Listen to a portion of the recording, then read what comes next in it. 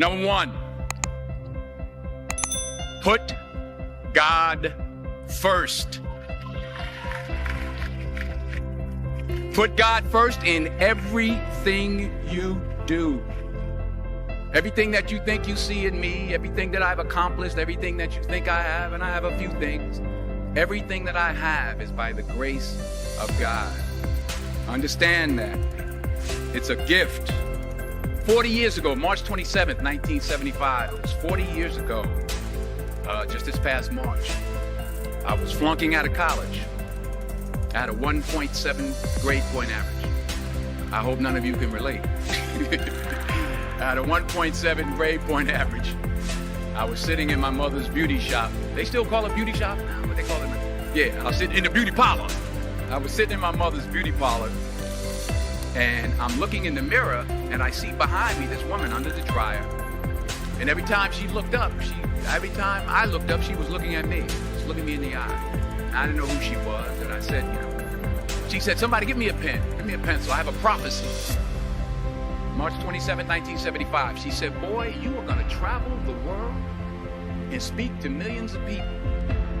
Now mind you, I was flunked out of college.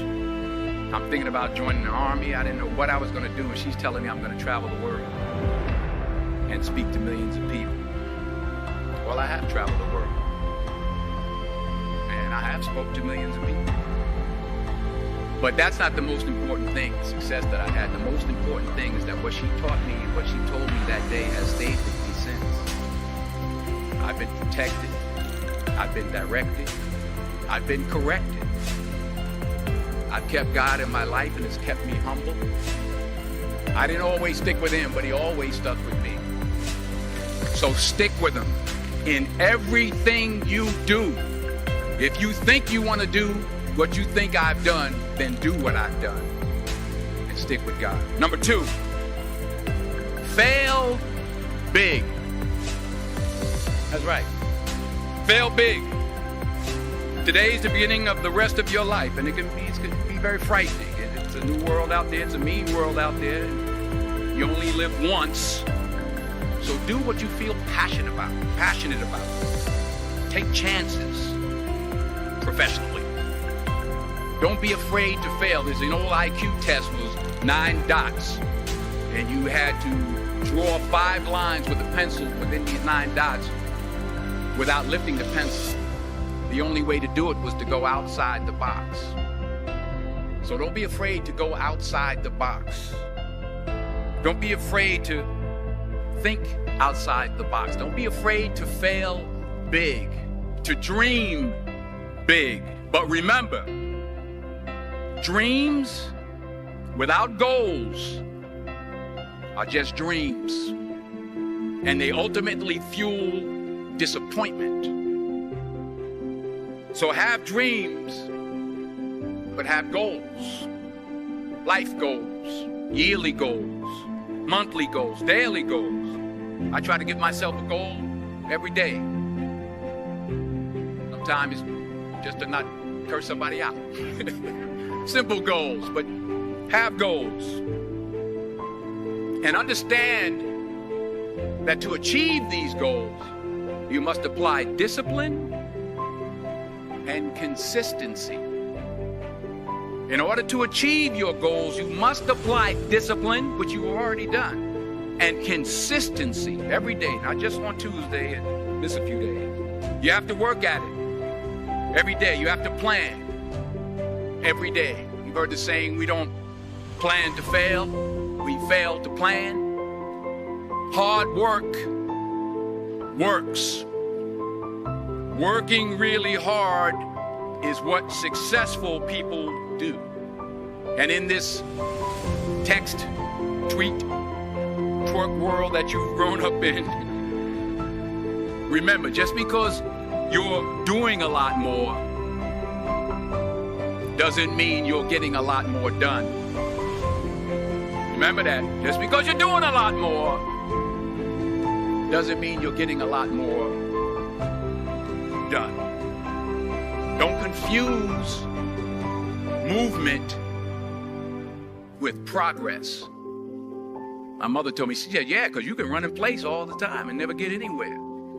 So continue to strive, continue to have goals, continue to progress. Number 3, you'll never see a U-Haul behind a hearse. I'll say it again. You'll never see a U-Haul behind a hearse. I don't care how much money you make, you can't take it with you. And it's not how much you have. It's what you do with what you have. We all have different talents. Some of you will be doctors, some lawyers, some scientists, some educators, some nurses, some teachers. Yeah, okay.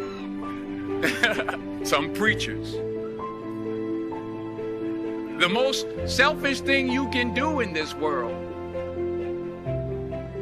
is help someone else. Why is it selfish? Because the gratification, the goodness that comes to you, the good feeling that I get from helping others, nothing's better than that. Not jewelry, not big house I have, not the cars, but it's the joy. That's where the joy is, in helping others. That's where the success is. Finally, I pray that you put your slippers way under the bed tonight, so that when you wake up in the morning, you have to get on your knees to reach them. And while you're down there, say thank you for grace. Thank you for mercy. Thank you for understanding. Thank you for wisdom. Thank you for parents. Thank you for love. Thank you for kindness. Thank you for humility. Thank you for peace. Thank you for prosperity. Say thank you in advance for what's already yours. That's how I live my life. That's why I am. One of the reasons why I am today. Say thank you in advance for what is already yours. True desire in the heart for anything good is God's proof to you, sent beforehand to indicate that it's yours already. I'll say it again.